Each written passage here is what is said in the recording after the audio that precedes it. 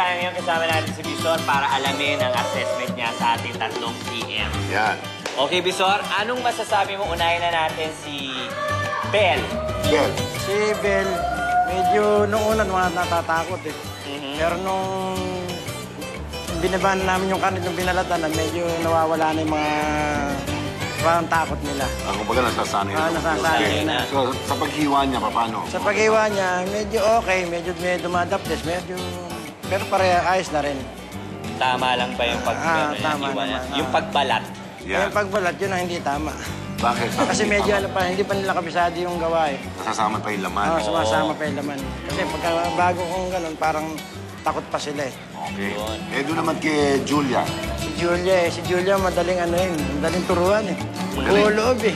God. Saka siya, yung parang na niya yung trabaho. Parang dati na niyang ginagawa, gano'n. Kumakatay. Ba? Saka Dati na pala kumakatay. Saka siya, yung buwang loob niya sa paggawa. Kahit na masira, diretso pa rin. Diretso pa rin siya. Mabilis pa sa umiwa. Yun niya. Medyo, kumbaga, kung gusto yung matutunan, madaling matuto. Madaling maturuan. Oo. Kumbaga, hindi buwang nahirapan loob si niya, Bisor. hindi Tulad mahirap. na sabi ni Bisor, parang dati nang ginagawa ni Julia. Oo, parang... Hindi na siya batadero. Bigla ako nag-isip na. Madaling turuan eh. Madaling. Kasi yung buwan loob niya sa paggawa In ng... short, madali siyang magpatumba. Madali niyang pumake up. Sana hindi lang siya madaganan. Yun ang Ingat. Yun. Okay, si Logie. Yan, si Si Lobby. Lobby, nung una, parang takot siya, ayaw niya lumapit eh. Pero nung sinabit namin yung karne, doon nabuo loob niya, siya nagtanggal doon sa laman loob. Oo nga, nakita ko. Parang lahat ng nakatayo, nakasabit ng baka, siya nagtanggal. Siya nagtanggal. Na siya, yung nawala na yung nervyos niya. Nawala na. Para pala sa diesel. So, umpisa, Painitin muna. pag nag-init, dire-diretso. Ayaw na mapigil. Okay, yan ay ang overall assessment ni Bisor sa ating tatlong CM, mga kapuso. So, okay ka pa ba? Kaya pa mo pa? Kaya pa. Kayo, kaya nyo pa? Kahit buong araw yata, kaya magkatay ito mga... Bukas, abangan natin ang sino nila, Julia, Bel, at Lobby ang pumasa sa pamantayan ni Bisor bilang isang celebrity matansero. Correct, at mga kapuso, i-text nyo na kung sino ang bet nyo dito sa mga soparns ngayon. Ang soparns.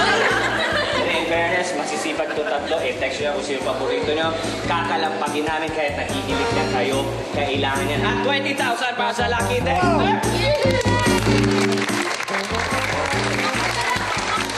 At siyempre, maraming salamat po kay Mayor Romy at Sonia Estrella sa pagpahig na magamit ang Municipal Slaughterhouse ng Baliwag, Bulacan.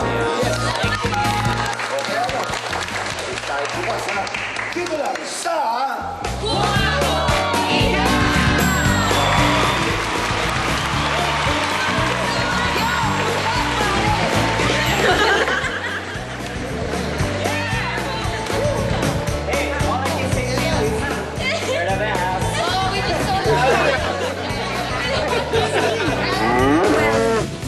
Siguro for like weeks, magiging vegetarian ako. Kasi grabe yung awa ko kanina sa baka. Iba yung awa ko. Pero sabi ko, huwag ko na lang ipapakita. Baka sabihin nila, nag-overreact ako. Pero grabe talagang nakakaawa. Kasi gumagalaw-galaw pa siya doon sa loob.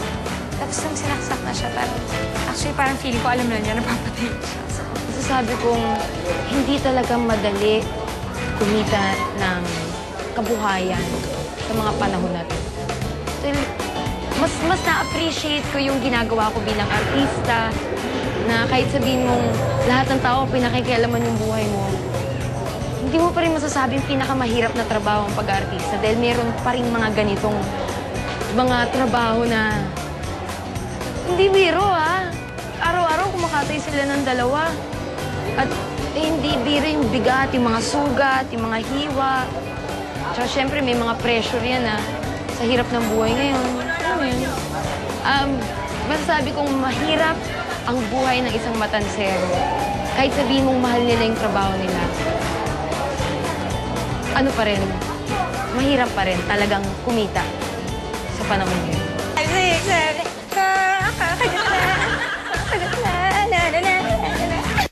na-enjoy mo ang challenging role-playing sa Kung